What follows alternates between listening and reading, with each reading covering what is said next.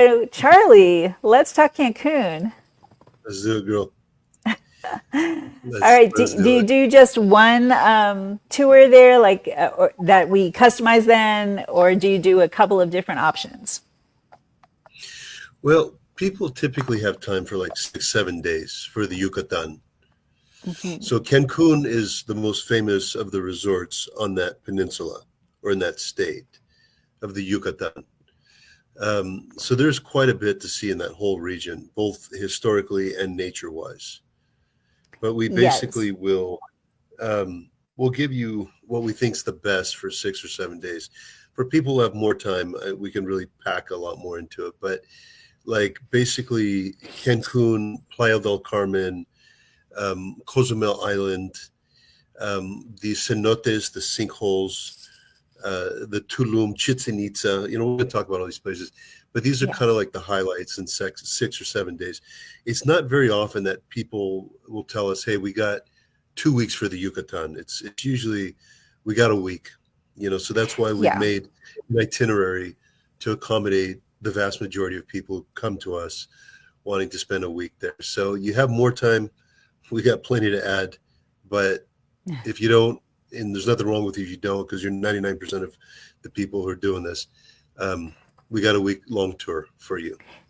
And I would say for the majority of my clients, when they think of Cancun or Cozumel, they're thinking of an all-inclusive resort. They just want to go to one spot, just drink and be on the beach.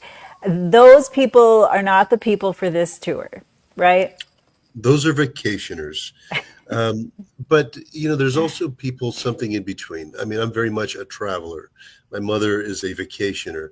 There's a lot of people that are something between us, meaning they want a couple of days active and then give me one day just to bask in the sun type of thing. And we can do that. So this is a 7 day active tour. But if somebody has 8 days or 9 days, they may say, hey, you know what? Give me just one free day in Playa del Carmen to do nothing and give me one free day in Cancun. So we take our standard tour and we simply pause it and give them exactly that, a free day. And then the following day, Yeah. we'll just basically pick up where we left off. The only additional cost is for the lodging. So we don't charge you for the extra time or anything like that, just the additional lodging, nothing else. Right. And then there are some clients who want to be in an all-inclusive resort, and then they ask me for a tour every day. And for those people, it's actually way more cost effective for you to do this kind of a tour with Charlie rather than sit in an all-inclusive resort and just do day trips, different random day trips. So this is a great way to get the bang for your buck and see everything that you can in the area. So let's get started. Most of our clients fly nonstop from Austin area, from Dallas, Houston, LA. There are nonstop flights from all the major cities. Yeah, a lot of people, especially who haven't come to you, Laney, or to us, Mhm. they kind of wing it. Like we'll just get down there and we'll figure it out. I don't recommend that. I actually did that myself when I was very young. And then after you're done with it, you realize that you've seen almost nothing. You may make just one day trip to Chichen Itza or the archaeological site, but there's all this stuff you miss. Um, so it's better to have this thing kind of planned out beforehand, so you don't go home regretting that. There's a beautiful pink lake that you didn't see, or these flamingos, or these gorgeous beaches, or whatever. So, and it's not common sense. It's not. I mean, for Right. example, when you first, because you're going to be flying into and out of Cancun. However, we don't recommend you spend the entire time in Cancun. However, on day one, we recommend we take you from the Cancun airport directly to a hotel, 5 star in Playa del Carmen. You see? Mm. So if people just kind of go there and wing it, they're like, well, we'll just get to Cancun and figure it out. No, because half the things that you're going to want to see are closer to Playa del Carmen, which is an Mhm. hour south of Cancun. And the Right. other half is going to be closer to Cancun. So the day that you arrive, we pick you up from the airport in Cancun. We will take you to Playa del Carmen, to your nice 5 star hotel. And then we'll give you like a guided tour of the area in Playa del Carmen. It's got all kinds of like shops and bars and restaurants. it's a pedestrian area there with some beaches and whatnot. So, I'd call this more of like an orientation tour, just to kind of show you where everything is. It's not like you're going to learn about history. It's just we're going to show you where all the fun stuff is, where you want to buy stuff and where you want to party Yeah, and Playa del on that first Carmen day. is kind of the upscale area for the upscale resorts that are beachfront all inclusives, as well as being kind of the shopping and city area. So yeah, it's a great place to start. It is. It is. And by the way, I am drinking a soda or carbonated water called Topo Chico. They're not paying me for this, but I'm just going to let the world know that I think it's absolutely delicious. And I have This, Topo Chico with my grapefruit vodka from our local vodka makers here. Gosh, I can't think of their names. They're famous, but now I can't think. Ugh, I'm gonna have to and Google it. But they're grapefruit vodka with Topo Chico. Yummy. and I always thought that the French Perrier would be my favorite carbonated water until I had this the Topo Chico, and now they're numero uno.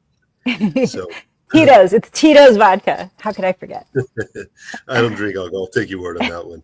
Um, Okay. so you're based in Playa del Carmen. We've talked about day one. Day two, you're going to go on a day trip. So from the pier in Playa del Carmen, we're going to take you across to the island of Cozumel. Mm. Um, so what we end up doing there is a boat tour around the island. Hmm.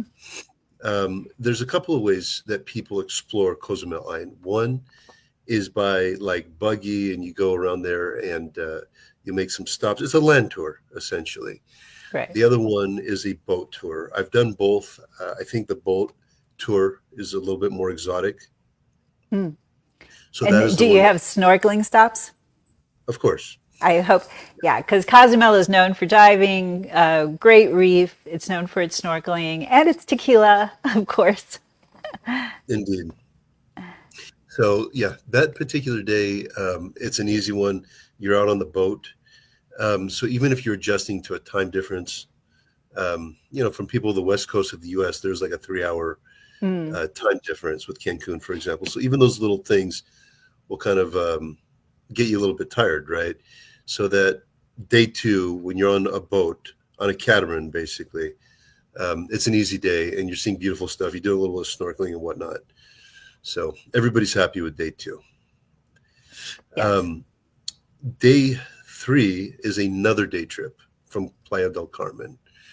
On this day, we take you to Chichen Itza, which I've Ah, mentioned previously. And yeah. those are the famous ruins or the archaeological site. Um, these were part of the Maya Empire, which goes beyond Mexico.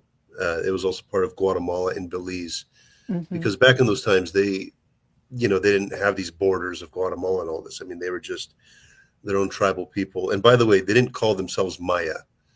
Um, that was a name given to them by the Spanish, because the Spanish started speaking Spanish to them, and they're asking them questions, and the locals are saying Maya, Maya, which meant was huh.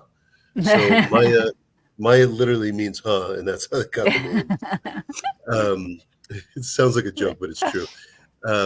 But you're So, shown Chichen Itza on this day. It's a UNESCO World Heritage Site, so people from all around the world know about Chichen Itza. It's not the only of its kind in that part of Central America, but it is the most famous. and I've been to lots of ruins all over the world, and Chichen Itza is fascinating. The way that it was built, um, they built it in a way to really take advantage of the sun and where it sets and how it goes up and the sound. Like if you clap, what happens? I mean, it's just a fascinating tour. I really like Chichen Itza. Yeah, the engineering behind it and the calculations behind it is very sophisticated. Hmm. And then it makes us wonder sometimes with summer buddies today what they Hmm. build and how they operate. We're like, what's happened to us? I mean, back in the Yeah. day, they were measuring things on a level that we still can't comprehend to this day fully. So Yeah. have in a lot of ways baffled historians in trying to understand, what are the tools they use and all this kind of stuff. So it's a Hmm. fascinating place. You take beautiful selfies. And after that, we take you to a sinkhole.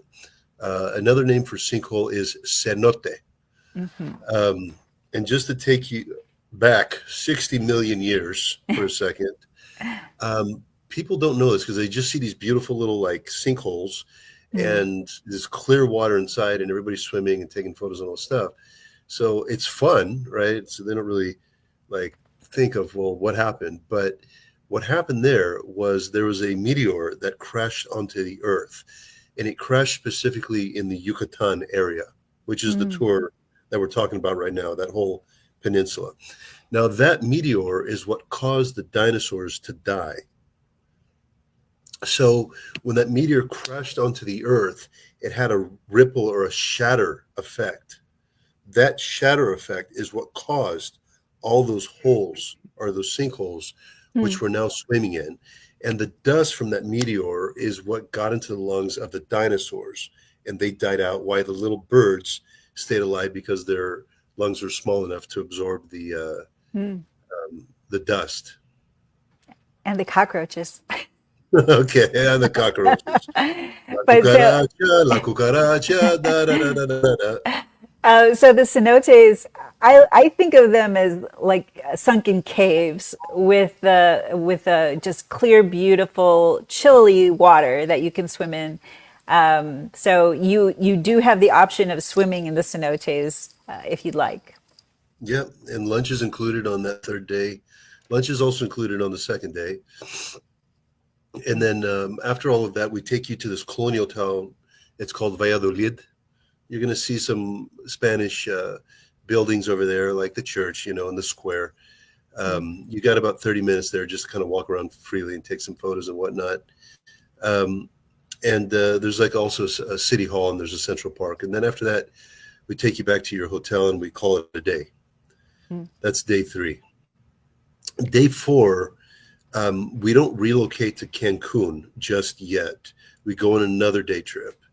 The first destination is Tulum, and that Mm. is a very famous destination in that region right there. There's another like Maya walled archaeological site, but this one is right at the beach. Mm. Um, so this pyramid or ruin, whatever you want to call it, is right there on the beach. And the landscape around this archaeological site and the other archaeological sites, it's very well landscaped. The grooming on that is just impeccable. Mm. So even if you're not into archaeological sites, just um, the, the botanical gardens and everything else they have there are really impressive. And then of course, when it's complemented by the archaeology, and then you look down, you see clear water beaches. It's like whatever you like is there, basically. If you like history, you like nature, you like beaches, um, And you Tulum like is more jungly, I would say, than where you are in Playa del Carmen. So you're getting a little more of the environment there. yeah, yeah, that is true. Um, there are also a sinkhole that we take you to next to Tulum. It's also famous. So you see a sinkhole on day 3, and you see another one on day 4. Everybody loves those. We have lunch on day 4. It's included again. Mm. And after your meal, you're taken to a town called Ucomal. You're taken there specifically so you can go swimming near to sea turtles. That's the famous place there. And of course, we provide you with the snorkeling gear. Then we take you back to Playa to get your luggage that you've left at your hotel. And Hmm. then we'll relocate you to Cancun. Mm. Um, and then basically, once you've got your stuff, you're in Cancun, you have the rest of the day to yourself. And the majority of our customers are going to the hotel zone. And it's filled with tourists and shopping and nightlife and all that kind of stuff. There's entertainers and DJs and whatnot, but um, it is a party central place. So are your hotels all inclusives? Are they just European style, just hotel with maybe breakfast included? They're 5-star with breakfast included. The Mm. lunches we include on the tours. Right. not at the hotel, and then we get you back before dinner time. So the dinners you purchase on your own. Okay, Um, gotcha. Go back to your hotel, shower up, and then do your own thing. And and all the hotels we use are centrally located, so you're not going to have to be taking taxis to get to a special place. You can, for the most part, walk. The hotel zone may be an exception because it really is a big area. So if there's a specific place in the hotel zone you want to go, you may end up using a taxi. But regardless, we're keeping you in centrally located areas Yeah. of both Playa del Carmen and Cancun. And if you've never been there, which would be shocking to me because most people have been to Cancun, that the hotel zone is kind of similar to Miami Beach. Like you've got a lot of hotel after hotel after hotel, restaurant, restaurant, restaurant, bar, bar, bar. It's just constant tourism. Yeah, Cancun can be what you make out of it. So for those people who just want to get drunk and party and do nothing, that's there for you. But there's an abundance of other things that are worth experiencing as well. Yeah. So I can get it. You go there and you want to party and stuff. Nothing wrong Mhm. with that. Um, but there's so much for you to see and experience over there. You kind of rob yourself by not doing it. I mean, um, we've provided some examples of things that are totally worth doing. These sinkholes, the archaeological sites, the beautiful islands, Mhm. um, and then on the next day, like on the fifth day, we take you on another boat ride. This one's from Cancun, of course, because now you're staying there, and you go into this place called Isla Mujeres, or the Mhm. Island of Women. That's what it was called historically. I don't want to break your spirit, but when you get to the island, there's not a bunch of women waiting for you, and waiting there with grapes and tequila or something, and just to tell you what a handsome man you may be. But it's just a name. But we take you over there, and you're taken to an underwater museum. They've got all these statues under there. Mhm. Um, you often see sea turtles as well in that area over there. There's a beach club that we take you to on this island. Lunch is included on this day. There's an open bar on this day. So where I'm kind of getting with this is like you don't really have to choose. Like you don't have to vacation or travel on this Yucatan trip. You can do both, Mhm. you know, and that's where you Yeah. got like the open bar, you got the music, you've got the this, you got the that. It can all be given to you. Um, so on this catamaran ride, Mhm. we take you to the center of Isla Mujeres as well. There's there's a town over there where you can do some shopping and whatnot. Um, but most of it is like on catamaran, going around the island, snorkeling, Mhm. music, food, drinks, and then we get you back to Cancun around 6 p.m. So Um, Isla Mujeres is kind of between the mainland where Cancun is and Cozumel, and there's like one road that goes around it that people can take a golf cart around or jeep. But there are some nice hotels that have come up on the island, but it's a pretty small island. There is a turtle hatchery there. There's all sorts of things like little things to do, but it's great snorkeling, great, especially because you're in a protected area. You're not like on the open ocean. You're between the mainland and the island, so it's a little more protected. mhm. And most people end up staying in Cancun and just making the day trip. Hmm. Yeah, that's how the vast majority of it do. Now, on the sixth day, you're going on another day trip. And this one, you see like a crocodile farm and you take like a boat ride into this biosphere reserve. But the highlight is these pink lakes. They're called Los Coloradas. So, this is kind of one of those things where, and these are like pink lakes, like you go there and it's just, I mean, they're salt, basically. It's a form of Mm. salt and it gives you a pink reflection. But this is the kind of thing like when you're in Cancun, if you just try to wing it, you're not going to figure out all this kind of stuff. And that's why we have this package tour. Mm. Um, so seeing the crocodiles, seeing the flamingos, seeing this very pink lake that most people haven't seen before. And in my case, there's only a couple of other places in the world that I've seen something like that. Mm. Um, it's like, wow, I'm glad I've done this. So Um, is that inland? this one's north, so North. it is also by the water, but it's kind of north west Hmm. of Okay. Cancun. You see, not a lot of people know about that one. I didn't know about that one. No. Ooh, see, Ooh, maybe you should go on our tour then. I know. I should.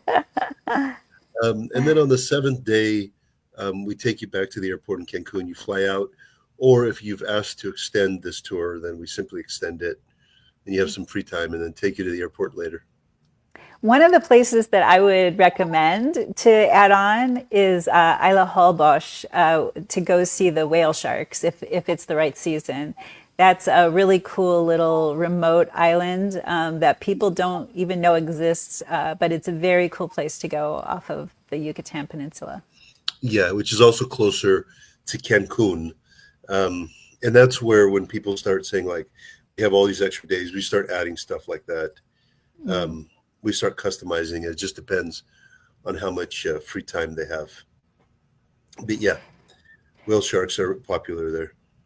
Yeah, very, and I'm not sure. So on as far as seasonal goes, I mean, any season is good for Cancun, but what would you suggest? November through April are the most popular months, um, where you got perfect weather and less rainfall. The other times of the year still aren't bad. It's just a little bit more humid and a little bit more rain. Hmm. But November And through April are the high season months for sure. and about safety, I mean, safety in Mexico is a challenge sometimes. The more tourist areas usually are the safer ones, but you should never treat it like it's a safe area and you don't need to worry. You should always be on your guard, just like you would in any big city. Watch your drinks. Don't let people handle your drinks, and don't get drunk and blackout drunk. That it's just not a good idea anywhere in the world to do that. So, buddy system, stay safe. Yeah, if some random stranger is approaching you on the street, um, you know, you're not as famous as you may convince yourself to be. Maybe he just wants to sell you something, and just Yeah. kind of stay away from that. So usually people approaching on the street. I mean, one, it may be somebody's trying to sell you a tour or stuff, but if you got a package, you don't have to worry about that. And the other reason why they may be approaching you is to sell you drugs. Mm. Um, that is less common now than it was in the past. When I first started going there when I was a kid, it was much more like you got approached very often. Um, Mm. Like now in less, Jamaica. but I haven't been to Jamaica, so I'll have to take your word, Ah, man. what? Oh, you need to go. Yeah, Well, and the thing I would warn people about, I forgot about this when you fly into the airport, we will have your transfers set up. So when you walk out from the baggage claim, there's this hallway you'll go through with booths along the side, and all of those people will be yelling at you to come to them, come over, let me help you. Are you confused? Let me give you information. Those people are all trying to sell you things. And don't talk to them. Just say thank you, gracias, and walk by them. Yeah, people get super confused. They think that they have to buy something there to get their ride. You don't. Just walk straight through to the exit, and then you'll find our transfers out there waiting for you.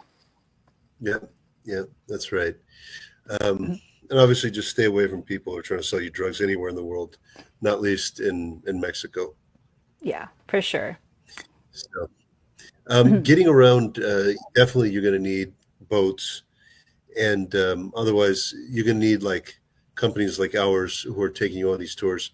The alternative to that is renting cars for people who don't want to go on tours.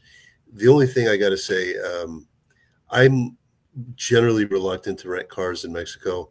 I have been pulled over by the cops before, and they'll ask for like a $600 payment on a fine for a U-turn or something, which is ridiculous, and then they'll try to get you down to like 250, and then you say, look, if you just give us cash, so that kind of stuff can happen over there. That's why just when you go on like a tour, you don't have to deal with all that drama. You don't feel any of it. Yeah, I used to live in Tucson, so we used to drive down to the beach over there, Puerto Penasco, quite often. This was back in like the 80s. So it was easy back then to just drive over, no problem. You didn't need to do anything special with insurance or your driver's license. But then, as time went on, they started asking for huge thousands of dollars to give them while you have the car in Mexico. You have to have a special insurance, all sorts of things. They just made it frightening to drive over there. So, yeah, I definitely don't recommend driving in Mexico. It's just one of those countries. I don't think it's safe for you to be in a car driving around on your own out there. Yeah, if you do it right, you're going to have a great time, but you just have to follow the protocol, which is going on tours, whether they're private tours or shared tours. In this case, there's shared tours, unless we get like a big group of, let's say, 5, 6 people, then we can change most of it to private, at least the land portion of it, right? So when you're doing that kind of thing, you're fine. So just Yeah. go on private or shared tours. Otherwise, don't be talking with people out on the street or approaching you, and you'll be just fine. You'll enjoy Mexico. The music's really good. We all know the food's good. It's fattening. It's got to be some of the most fattening food on the planet. But it's good. But it's definitely good. And of course, the Um, tequila tasting tours are awesome too. if you remember them afterwards. Yeah, I think they were good. The thing I get high off is the guacamole out there. I eat Mm. so much guacamole. It's just like, oh my And gosh. ceviche is so Um, good there too. Mm. yeah, and the carne asada. Um, Overall, I think the people they're friendly. They've always been nice to me. Um, Absolutely, totally. Yeah, it's I mean there is the element, the dangerous element there, but for the most part they're just people who really understand tourism and want to be very hospitable. So, all right, now here's I something that's gonna. go ahead. Sorry. I was just going Yeah. to say So that people should watch the State Department warnings and make their own decision about what's safe for them. It's like Chicago's dangerous, but people still go to Chicago. So, it's your choice what you want to risk. something that will kind of surprisingly shock Americans. Here in the United States, there's certain areas, neighborhoods, in the big cities where like people from Mexico don't speak English that well, right? And just Hmm. we all kind of know the area in our city where that is and stuff, kind of broken English. And the funny thing though is when you go to like Cancun, Playa del Carmen, even Cabo San Lucas, they speak English perfectly over there. Yeah. And it's just like, oh my gosh, like we're like the guys that we meet out in like those cities, they speak English better than guys back home, or at least in certain neighborhoods and back home. And like they don't even have an accent. It's crazy.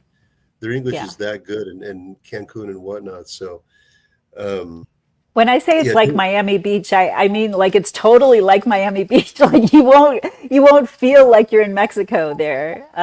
Except I mean there are some areas where you'll feel it, but in the hotel zone, you can forget. You think you're in America. yeah. It does feel something like a little bit like Miami, tropical. Hmm. Yeah, it does feel a little bit like that in a good way. I mean, it's got its own unique identity, of course. Right. Um, I mean, in but yeah, Miami, you it you have does. that Cuban influence, and so I wouldn't say you're feeling the Cuban influence as much in Cancun. It's more of a Mexican influence, but Yeah. And by the way, if somebody approaches you on the streets and tries to sell you in Cancun Cuban cigars, um, don't do it. Just don't do it. You're gonna be smoking some junk. Um, if you want Cuban cigars, go to Cuba.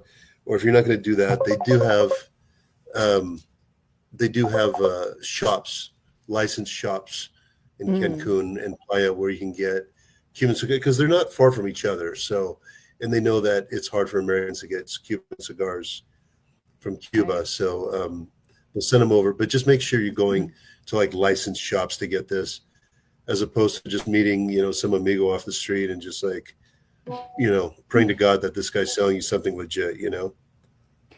So Mexico is filled with some really fabulous places to vacation.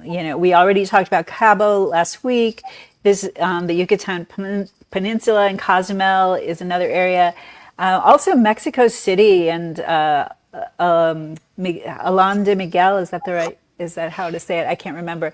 That Which one? area, Alon de Miguel, Miguel de Alon, something like that. San Miguel de San Allende. Miguel de Allende. That's it. Oh my God, my brain does not work. That area is just like incredibly great for foodies and culture. So there's a lot in Mexico. People tend to be a little afraid of going there, but it's really a shame because there are some beautiful places there to go visit. Actually, a lot of Americans have moved there to San Mm, Miguel de Allende. It's yeah. one of the retiree hotspots, we'll call them. And it's not far from Guanajuato, which I actually think is much prettier than San Mm, Miguel de Allende. Guanajuato is one of the prettiest cities in Mexico, if not the prettiest, to be honest with you. Um, so yeah, there's a whole different type of Mexico to see with colonial cities and romantic music and romantic streets and all of that. The hmm. Yucatan tour is very much nature, archaeology, um, music, and partying, and catamarans and open bars and all of that. But I do Yeah. think it's a good balance though between like history, nature, and having fun partying. Yeah, it sounds like it. It sounds like a perfect vacation for Cancun. How much is it? That's one I always have to get on because I don't have that one memorized. Now I gotta look. All right. Okay. I can't remember every little thing I know. though. I can't expect you to know everything. Um, oh, there's a lot of things I don't know. I'll be honest with you. Um, so this one, based on two people sharing a Mm. room, like boyfriend, girlfriend, husband, wife, two friends, whatever. Per person, it's 2,693, and that includes five-star hotels, all those lunches, Yeah. entry fees, and the tour guiding. It includes all the land transportation, all the boat transportation. Yeah, that's an Um, excellent price. yeah.